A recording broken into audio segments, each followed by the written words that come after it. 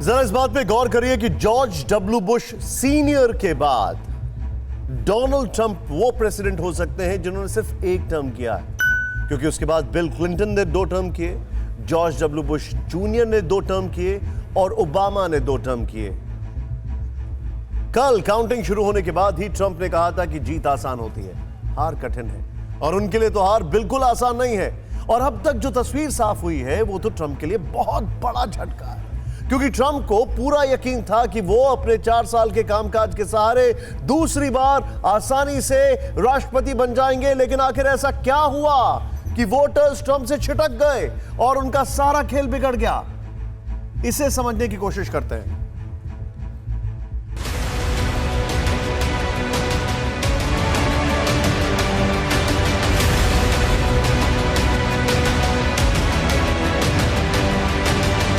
इस वक्त पूरी दुनिया में हर किसी के जहन में सबसे बड़ा सवाल जो कौंध रहा है वो ये कि आखिर व्हाइट हाउस की रेस में ट्रंप कैसे पिछड़ गए। क्यों अमेरिका की जनता ने ट्रंप की जगह बाइडेन पर ज़्यादा भरोसा जताया? ये समझने के लिए आप पहले ये जान लीजिए कि अमेरिकियों ने किन मुद्दों को कितनी तरजीह दी।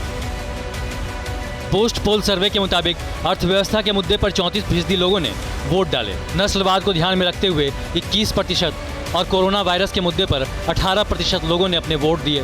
हेल्थ केयर, अपराध और सुरक्षा पर 11% लोगों ने वोट डाले। सबसे पहले बात करते हैं अर्थव्यवस्था और रोजगार की, जिसे अमेरिकियों ने सबसे बड़ा मुद्दा मानते हुए वोट डाले।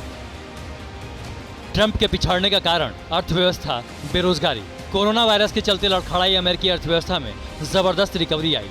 तीसरी तिमाही में जीडीपी में 33% से ज्यादा की ग्रोथ रिकॉर्ड हुई, जिसे अमेरिका समेत पूरी दुनिया ने देखा। लेकिन अमेरिकी जनता ने कुछ और भी देखा।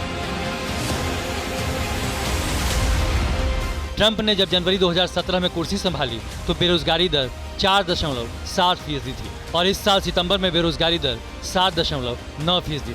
ट्रंप सरकार ने 2018 में हर महीने 1,93,000 और 2019 में 1,75,000 रोजगार पैदा हुए, जबकि ओबामा के अंतिम 2 साल यानी 2015 और 16 में यह आंकड़ा इससे बहुत ज्यादा था। जनता ने रोजगार के इन आंकड़ों को देखा और ट्रंप के 2016 में दिए गए बहुत बड़े बयान को याद किया।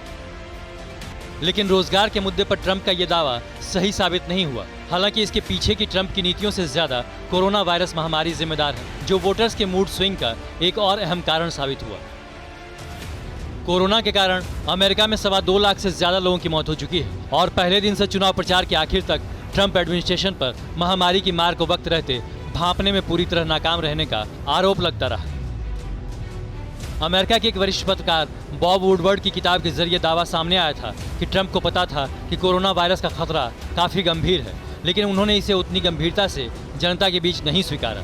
ये दावा अपनी किताब में वुडवर्ड ने ट्रंप के 18 इंटरव्यू लेने के बाद किया था।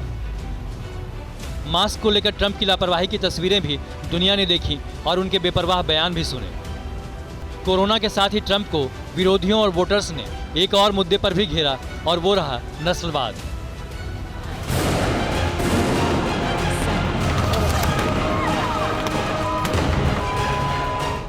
मई 2020 में अफ्रीकी अमेरिकी जॉर्ज फ्लॉयड की मौत के बाद अमेरिका में नस्लवाद का मुद्दा एक बार फिर खड़ा हुआ। लाखों की संख्या में लोग ब्लैक लाइव्स मैटर के स्लोगन के साथ उतरे। अमेरिका में दंगे तक हो गए और इस सब को लोगों ने वोट देते वक्त ध्यान में रखा।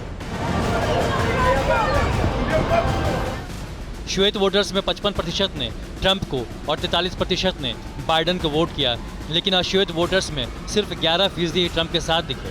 87% की पहली पसंद बाइडेन ही रहे। पिछले चुनाव में ट्रंप की अमेरिका फर्स्ट की नीति को पसंद किया गया था और ये नीति उन्हें व्हाइट हाउस पहुंचाने में कारगर रही। लेकिन राष्ट्रपति बनने के बाद अमेरिका फर्स्ट नीति से अप्रवासियों को काफी दिक्कत हुई। अप्रवासियों में डोनाल्ड ट्रंप की नीतियों को लेकर गुस्सा था, क्योंकि ट्रंप ने कई बॉर्डर को बंद किया था। साथ ही बाहर से आकर अमेरिका में काम करने वालों के लिए कानून सख्त किए थे। H-1B वीजा उनमें से एक रहा, जिससे इंडियन अमेरिकन वोटर्स समेत तमाम अप्रवासी ट्रंप से दूर रहे। इसका नतीजा ये रहा कि इंडियन अमेरिकन वोटर्स समेत अमेरिका में रह रहे 64% एशियन वोटर्स ने बाइडेन को वोट दिया है। सिर्फ 31% ही ट्रंप के साथ गए। इसी तरह 67% लैटिन लोगों ने ट्रंप के मुकाबले बाइडेन को बेहतर समझा। कुल मिलाकर ट्रंप ने अपने 4 साल के कार्यकाल में ट्रेड, डिप्लोमेसी, डिफेंस और एनवायरनमेंट के मुद्दे पर अपने पहले के राष्ट्रपतियों से अलग लाइन तो ली, लेकिन इसके जरिए 4 साल में वोटर्स में अपने लिए उतना भरोसा पैदा नहीं कर पाए जितनी उम्मीद जताई जा रही थी।